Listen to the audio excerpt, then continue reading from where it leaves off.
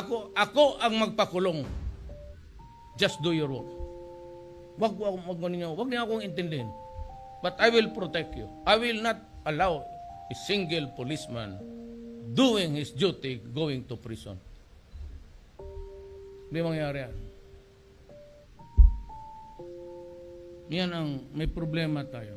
So pag nawala ako, kasi kung gusto niyo talaga tapusin natin ito, it has to be during my time.